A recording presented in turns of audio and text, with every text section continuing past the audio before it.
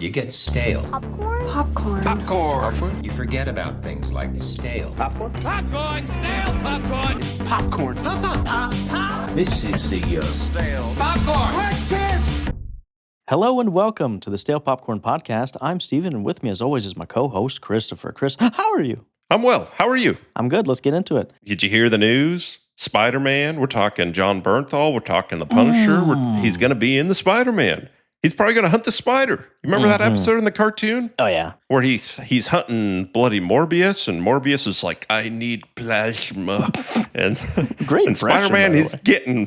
he's got like 8 arms here. He's turning spider. Punisher comes out of nowhere. He's in the van. Who knows what he's doing in that van? But I'm excited. You excited? I'm most excited for Jon Bernthal to be like, let me tell you something. Yeah. Let me tell you something. Listen here, Red. Yeah. Is he going to call him Red? Yeah. Listen here, different shade of red. Let me tell you something. Look at here, Scarlet here. Ooh, nice. Very good. But I'm excited. Very much so. Johnny Knoxville. Set to host Fear Factor reboot. You ever watch the OG Joe Rogue Fear Factor? Indubitably. Yes.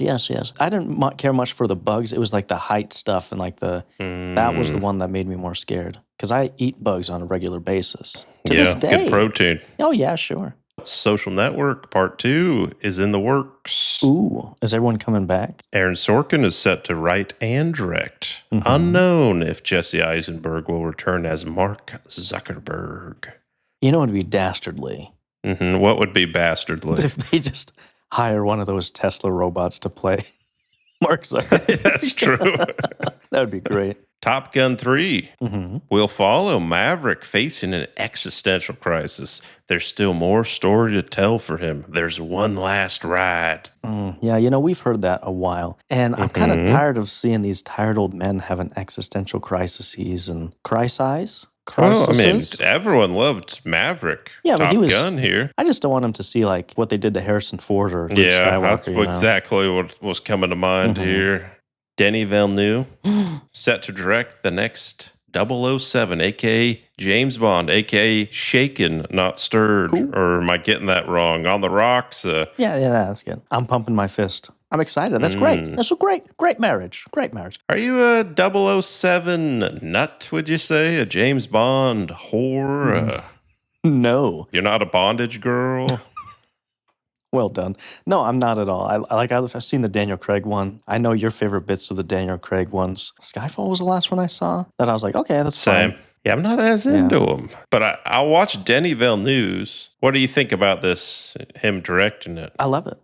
I love him directing anything. He could direct a blade of grass moving for 2 hours and I'd watch it. That's an exaggeration, Chris. I just say that. I wouldn't sit there. That's.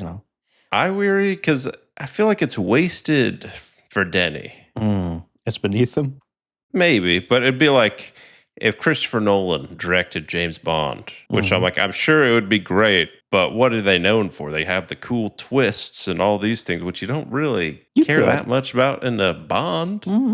Yeah. Next question, though, along with that, who's playing Bond? Got to be British. Well, they're saying Mufasa. Oh, remember Aaron we were Pierre, talking about the rumor?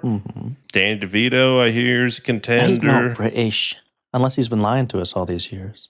Michael Cera, maybe Tommy. Maybe they'll throw in Tom Holland. We got a young Bond. Oh, jeez. They're trying to make him happen, buddy. Just take it. No. I saw a list of contenders who could do it. One of the stipulations was they do have to be British, and Tom Holland was on the top of the list. Richard Madden, I think he would be good. Rob Stark. Austin Butler. Is he not British? He played Elvis. Do you know what I mean when I say British actor, Christopher? I feel like you don't. You're talking James McAvoy. They're all the same to me, buddy. Yeah, sure. How about Jason Momoa? He's British, ain't he? Christopher, if you know what? Harrison Ford. Okay, I'm moving on. We're moving Kevin on. Costner. Hey, you know what, actually? Dennis Quaid. I don't know, it could be fun. Would they do a female James Bond? Most British female. Don't. Get the girl from the bear, or we could get a sequel to the live-action Lilo and Stitch remake is in the works. The first film is tracking to pass $1 billion. What are they going to do for the moral in the second movie? Because the first one, they're saying, it's okay to abandon the kid here. The second one, they're going to be like, hey, sometimes you got to murder a family member. Or Escalated real quickly. Maybe it's an old Yeller situation. Oh, gee, that'd be great. In order to get Nani Lilo, back, Lilo has to sacrifice, has to Lenny him, just like George and Lenny. Yeah. It ends with Lilo. She's got a little rabid. Maybe she pushed a kid down a well, if you will. And then, yep. Hey, look at the flowers, Lilo. Okay, it's all going to be Stitch. fine now. Who dies in this scenario? Stitch would die. Stitch would kill Lilo? In this, I was saying Lilo, she's got to put down her sister. But, I mean, you could do Stitch as just like an old Yeller. Like, he protects him. He gets rabies. They got to put him down. He's going, rah, rah. Chris, Mahana means I'm killing my family. Yeah. I like where you're going with this. Which I always say Mahana, but it's Ohana. My wife, she listened to the pod and she's like, "Why do you keep saying Mahana?" I'm like, "I'm sorry, man. It just Mahana means family." I think it might be like you're building up to it, so you're like Mahana, like Mahana, Mahana. Yes. Well, that's all I got. I can't wait for that sequel, though. I can wait. Well, how about you? You got news? I got something behind my back and up my sleeve. Glenn's Corner, where I'm sitting in the corner looking at nothing but a picture of Glenn. Chris, if you are not having steamy dreams about Glenn Powell as a firefighter yet, get ready. Yeah, well, obviously I have. Oh, well, listener, I'm if ready. You're not having steamy dreams about Glenn Powell. Bloody, we got Glenn Powell starring in Amazon and MGM Studios' untitled firefighter movie from Ron Howard. Ron. Yes. Arrested Development. He voices it. He's also a director. Did. Fathered Bryce Dallas Howard. Ah. It says the script follows desperate childhood friends, now elite firefighters, who must rekindle their fractured relationship when a series of deadly fires sweep across Texas. I'll do you one better. Let me give them a word of advice here. Instead of saying rekindle the friendship, they've got to rekindle that flame. Oh, look at you off the cuff. I like it. Glenn, he's had experience putting out fires. I mean, everywhere he goes is a heat wave. Oh, he did it again. I know. Very good. Very good. I'm on fire. Well, Chris, I got a question for you. You been watching anything lately? I got 3 letters for you. L-E-O. Elio? Elio. Oh, the Pixar movie? Yeah. That's not how you spell it, is it? Elio. That's what that's called. But that's not how it's spelled, is it? You're supposed to just laugh and say, good one, Listen, good job. I know I'm That supposed to was yes hilarious. and you, but I just don't feel like it right now. No, you got to yes and me. Okay, yes and. Yes and Oh. Elio. Yes and Elio. Elio, my forgiveness be given me. You heard of this? You seen this? You seen the trailer? You heard of Pixar? You heard of Disney? You Disney nut? What are we talking here? Yes and. We're going to work on this here, buddy, all right? Yes and. I go somewhere. You got to go with it. You can't say no. Yes and. So yeah, you were telling me you recently came out of the closet and Yes and.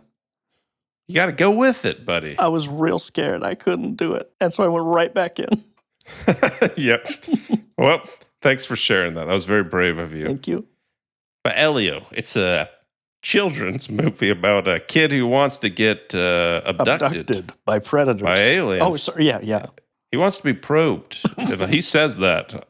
He's like he wants them to take him because he don't feel at home in this earth. It's fine, I guess. I don't know. It's kind of your token Disney, but it's actually done very bad in the box office. I think it made a record low. I thought it was fine. It's probably not as good as Inside Out, or I don't even know what the other ones are. It's like, you ever see Haya, the Last Dragon, or Raya, or whatever the kids call? Yes. It's kind of like that. Where Like very you forgettable. Forget about it, yeah. You know, Steve, I kind of got something. Feel free to cry, shed a tear here. Rating-wise, I'm not sure if I like her system. Yes and. I mean, I brought it up to the wife like the first week, and she was like, "Why are you doing this? Why don't you just be normal?" She was like the mom from one with the Babadook. Why can't you be normal? Just have a normal rating system. 1 out of 10, 1 out of 5. You idiots! And I'm like, hey, sorry. She's really Yoko Oneing us right now, Christopher. This is where it starts. This is where a fractured podcast starts. Yep. I don't know. What do you think, buddy? You want to just be normal guys and do like a 1 out of 10. Well, because some of these I'm like, because you got good movie, I liked it. Bad, I didn't like, yada yada. But I'm like, some of them I'm like, it doesn't fit. It doesn't apply to me. And this one doesn't apply to you? Well, just yeah, kind of. I don't know. All right, and you're. So I'm like, out of 1 to 10, what? Am I offending you? I can see a tear coming out of your eye here, Steve. I don't want to talk about it right now, but it's fine. I'm sorry. Listen, Should I? It's fine. This is my truth. It's if you live your truth, my guy. You live it. You live it hard. So just if you want, oh my gosh, if you want to just give it a 7 out of 10 or whatever, just please. I'm sorry. Okay. I should have never chose my wife over you. What was I thinking here? It's fine. Just give it a rating, please. Just go. Giving it a 6. Oh, okay, good. That's 6. It's fine. I'd say, yeah, it's a 6. It's whatever. I don't know. Sure. I just kind of like saying something as I don't know. I'm sure we'll change it in a week, but oh yeah. I mean, you gonna give me this attitude the rest of this episode? I might. Yeah. No, you don't even. No, I'm not mad. I'm not even mad. I'm not even going to keep it anymore. Gosh dang, Chris, I'm so flustered. I'm so angry. I'm sorry.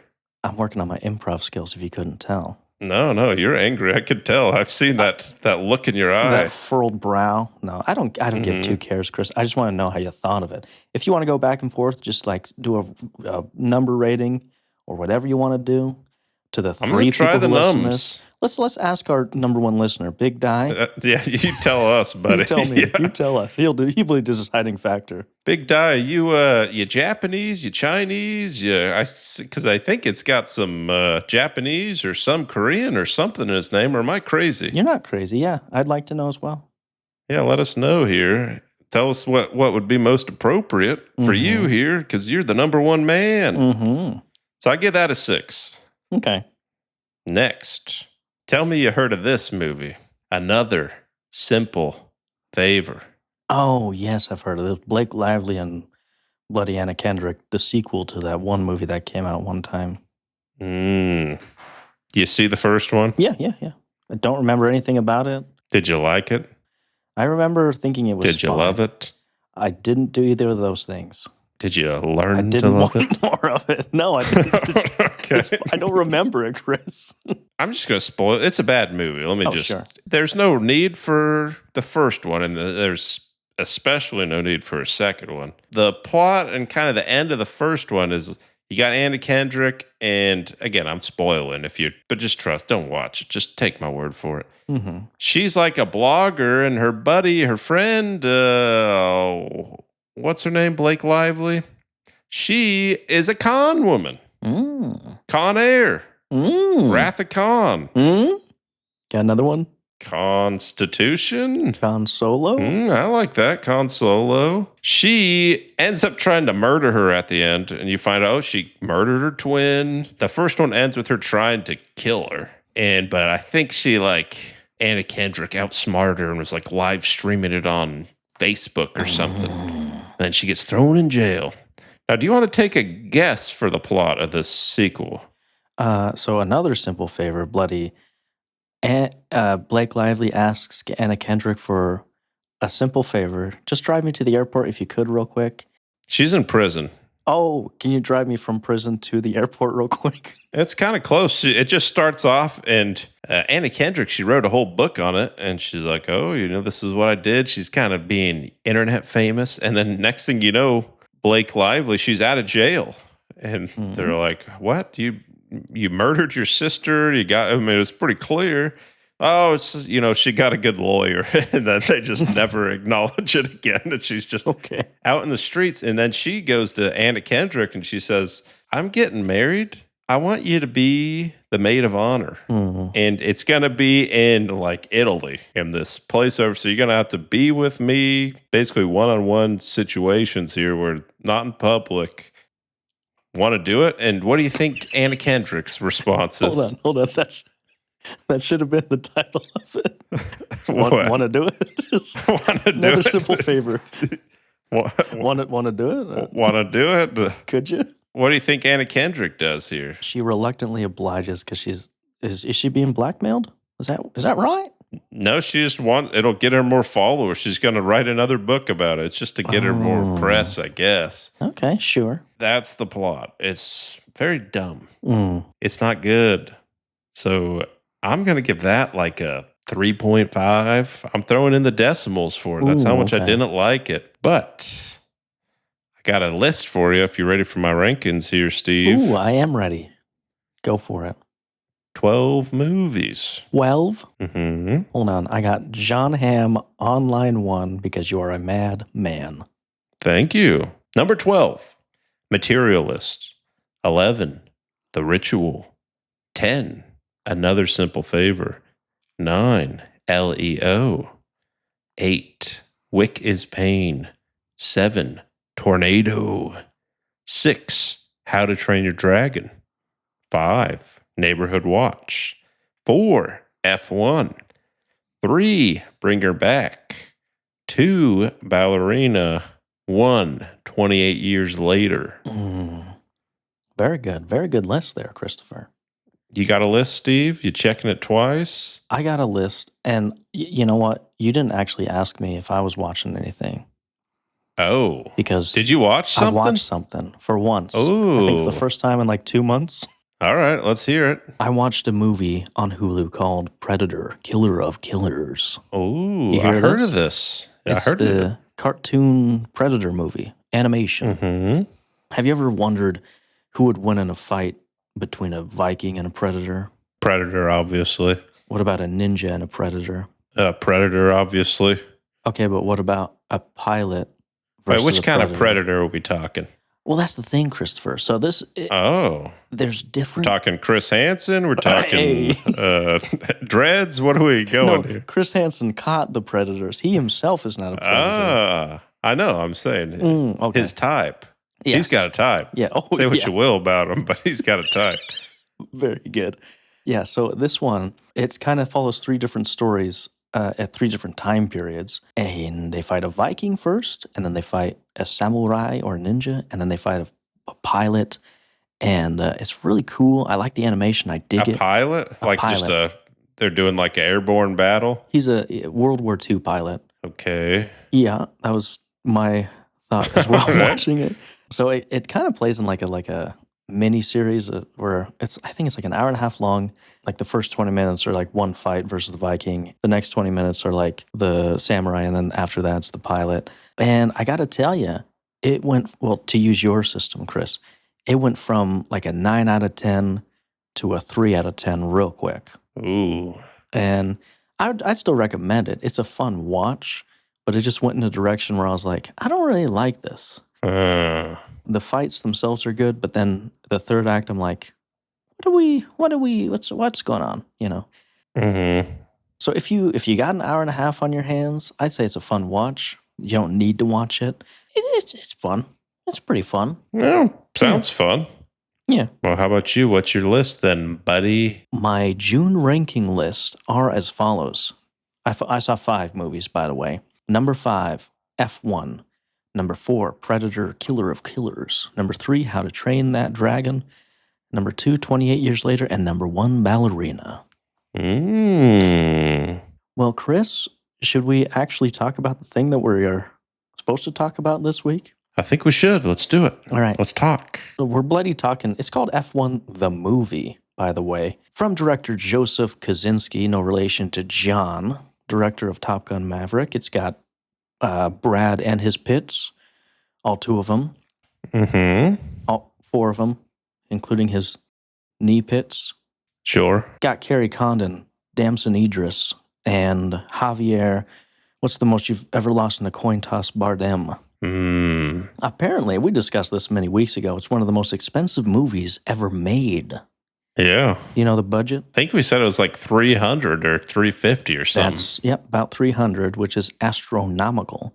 And I had to look up why, Christopher. And apparently it's, quote, due to the realistic and immersive approach to filmmaking, including using real F1 tracks, modified F2 cars, and advanced camera technology.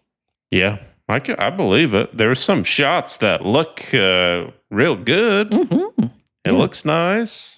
So in this section, we'll just go over the plot, no spoilers here, and then we'll tell you when we're spoiling and go over some cons and pros. But do you mind if I break down the plot for the folks? Break it down. We got bloody Brad and his pits. His name's Sonny. Cool, chill name. He's a cool, chill guy. Just living in a van. Casually goes and plays NASCAR. Plays NASCAR? Does NASCAR. Races NASCAR? Is NASCAR. He does a real good driving.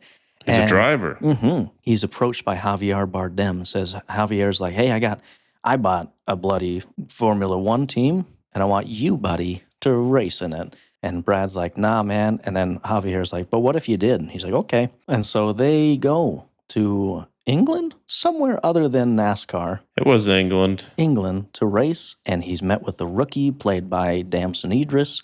Any relation to Elba? Oh. Or is that not how it works? That's not how it works.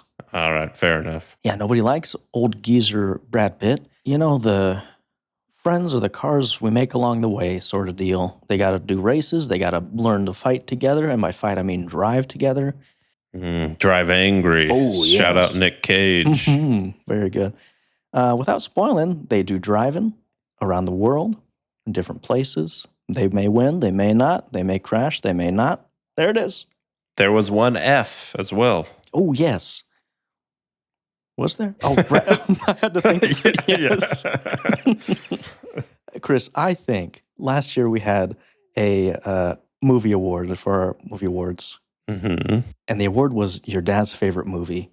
Oh, yeah? You think this is it? I don't think, Chris. I know this is the one. It's the one. I still got it. Yeah. Don't matter how old I am. Yeah. Well, no spoilers. What'd you think of it? I liked it. Yeah. I had pretty high expectations, and I'd say it was about on par. To me, it's not one I'm probably ever going to watch again, or at least not for a while. It kind of reminded me of that other racing movie. Did you ever watch Gran Turismo? Yes. It's very similar. This one was more fun than that, though. This one, this one seemed a little longer. But I mean, it's overall, it's a good time. And me, I'm a F1 fanatic. Oh, really? Would you believe that? I don't. Yeah. I know a little bit. I've seen the Netflix Drive to Survive. I've seen most of the seasons.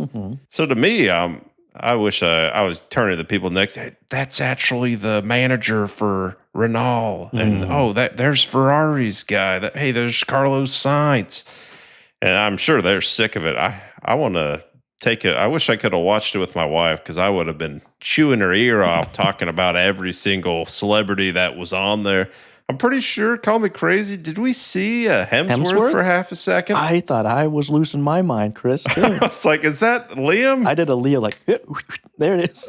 I know, but it's like so quick. And I was like, if it's him, surely they'll show him again. But nope, they never did. So who knows? Yeah. I'll probably give it like a 7 out of 10. But overall, it's kind of fun. I liked it. I'd say 7 out of 10. How about you, buddy? Yeah, it's fine. I think user error. I don't know a whole lot about, I almost said NASCAR, Formula One.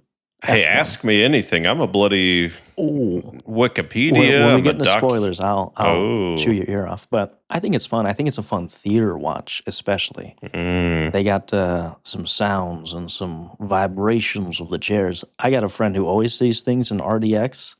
RPX, you idiot. RPX 99 and 69, you idiot. Yeah. And I'm sure that would be preferable to watch this. It'd just be fun, you know. Hey, I watched it in RPX, you actually. Did too. How was it? It shook me. It moaned me.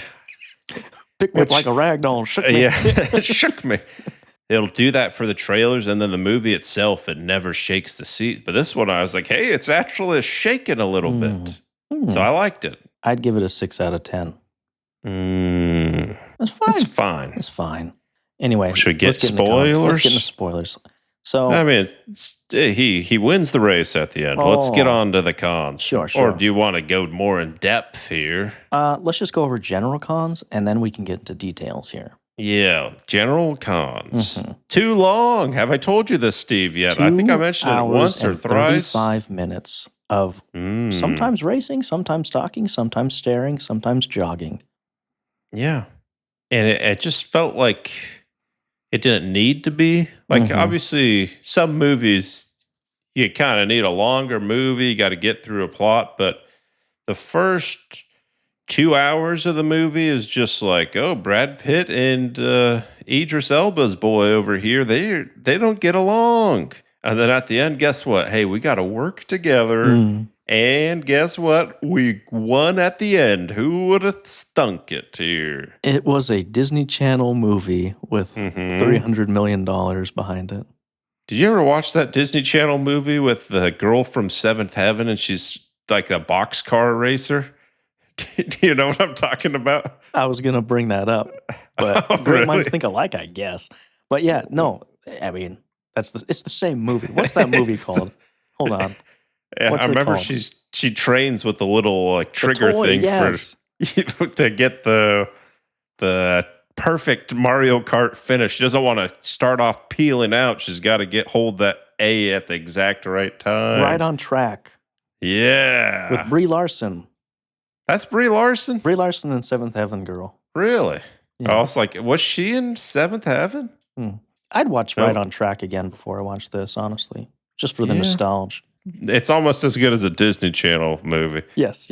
And I stand by that. One of my biggest cons is it's long, but it doesn't do much. Kind of like what you're saying, like it doesn't make you care about the people other than Brad and his pits. I don't even know the other guy's name. Jonathan? Jason? Joshua Kind of sounds Pierce. I know his last name's Pierce. I think it's Joshua. Yeah. But it's not me looking it up right now and just saying it. But his name's Joshua Pierce. That's what I'm saying. It's like he was so unmemorable, and it should have been more like them battling together, and then at the end they really unite. But there's so many unearned moments where at the end you see Brad Pitt crash. Now he's out of the game, and then he comes on his own dime to wherever to the last race, and they're like, "My boy," like he comes in triumphantly, and I'm like, this wasn't earned. Right? Yeah. Like it didn't feel like anything. Because I guess the plot of it is they have to get first to keep it. Because I thought before they're like, we just have to get a point. Yeah. Which in Formula One, you just got to get in the top 10 to get a point. But then they made it seem like they had to get first. Yeah. He sacrifices himself, Joshua, and I guess takes out the other car so that Brad can come in there. Which... I'm like, you didn't really need to. I don't know if he did it on purpose, but he didn't seem like upset at all, which makes you think like, I guess he just did that. I don't know. Yeah. Also, another con. It's like, and again, I don't know. I've never watched a Formula racing. I've never seen a NASCAR race or anything. Ask me anything. Why the Gypsy? Who thought it would be a good or even fun idea to have like 500 laps or 100 laps? Just how it is, buddy. That's not a good answer. It's like hours. I've never seen one live because, like you said, I'm just like watching cars go around a track. But because you're in there for 2 hours, that's why you got to be so athletic and have that cardio. I get that. And I'm not knocking down. They're really good athletes. It takes a lot of talent and whatever. But like for instance, the first where he's on the NASCAR and they're like, it's like 24 hours long. And I'm like, what do we do? Who's watching this? Who's watching this live? It's not possible. Why are we doing this? Well, I mean, like a triathlon or whatever, no one's watching the whole thing live here. It's hours of work. And then why do it? They just do, man. You got to be the fastest man alive, they say. Right. I mean, that's just nitpick about racing that I don't understand. What other cons do you have? Joshua. Kind of just like the worst. Then they try and make it seem like he's good at the end. But like his logic to me doesn't make sense because his whole thing is like, this team's going to be under new management. I got to look good. I got to at least be better than Brad Pitt here. If we don't get first place or whatever, I'm out of a job. And Brad's like helping him out here. He's sacrificing himself so that this guy can get points. And then he even tells him, all right, wait till this turn you pass him. You can get first place. And he doesn't listen. I'm doing it now. And he crashes and he's out for like 3 weeks. Then he comes back and immediately like sabotages and hits Brad Pitt and all this, where I'm like, is this guy... Like, I don't understand. He's not like that dumb, is he? Like, even selfishly, you wouldn't want to do it. I get you're jealous of him. If you are truly like selfish and you want what's best for yourself, you want to win. Yeah, you would want to win. It just didn't make sense. It was just more annoying. Mm-hmm. And then at the end, yeah, they make it seem like, hey, this good guy, he let him win here. But it was like one race. It didn't take out how annoyed I was with him the whole movie. Yeah. There's no real development of characters. Like that guy just turns out to be okay with it at the end because the movie's almost over. Mm-hmm. There should have been a moment where like Brad Pitt and that guy like have a sit down or like are duking it out or something. It lacked a lot of like reasoning for why things have to be at the end, and people are like, "Hey, we just did it," like because I don't know. Yeah, should we go to pros? I got here? pros. I got pros. I learned a lot about F1. What'd you learn, Steve? That cars go vroom? Not only that there's 4 tires. Are you serious? I've been riding on 3 this whole time. I know. There's soft tires. There's hard tires. There's medium hard tires. Or when it rains, the track gets slippery. Can you believe that? When they were doing the wind thing, they're like, "Oh, we have to calculate the wind and all this stuff." I was like, "That's cool."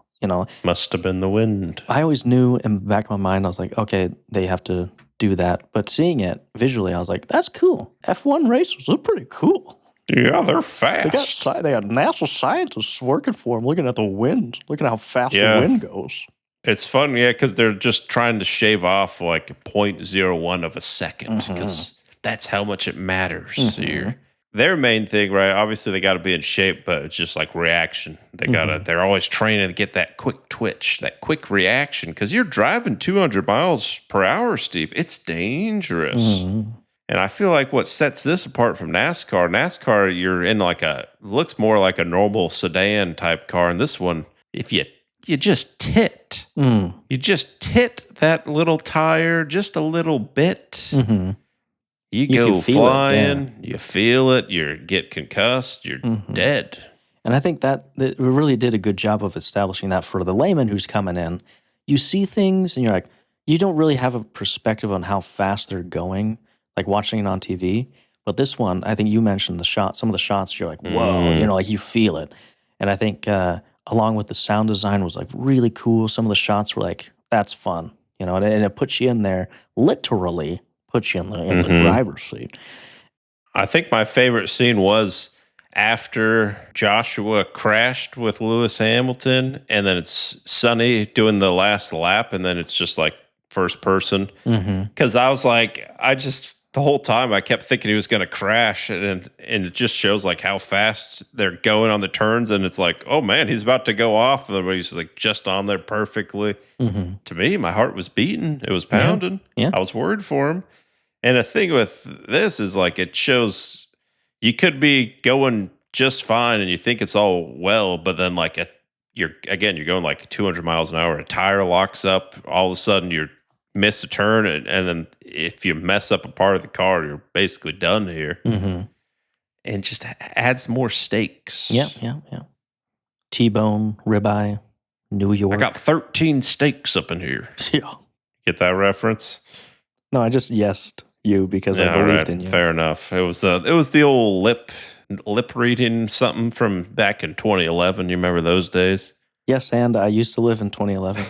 Yeah, all right. Moving on here. I like Brad. I thought he was charming as usual. Good flick. It's not really trying to preach anything to you. It's not trying to do anything crazy. I think it's just like a fun movie. I don't really have to think and watch and go through all. I mean, maybe you do, Steve, because you're just finding out about that there's a manual and there's an automatic cars, and that laps they actually go in circle and you got to repeat them. But for most of us, it's just a fun watch. It's a good time. Yeah. No, I totally agree. It's a fun time. Take your dad to it. Take your dad to this movie and he'd be like, son, I've really missed spending time with you ever since you moved out, and I love you. Thank you for making me watch Brad Pitt and driving in this movie. And I don't like Cats in the Cradle or The Silver Spoon. Yes, and yes, and it's a great song, Christopher. If you don't know, fair enough. All right, good enough. Then the cat's in the bone. There you go. You did it. You did it. We got there. But I think that's all I got. You got any other pros, or should we just pull Christmas Eve and wrap it up? Oh, Should we pull? You went Christmas Eve. I was going to go in another direction. Yeah, I thought of it after. Darn.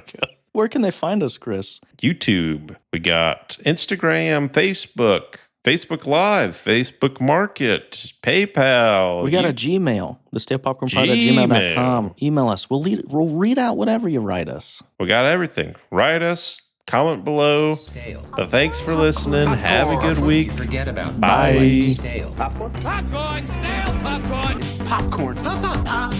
This is the Stale popcorn. Popcorn.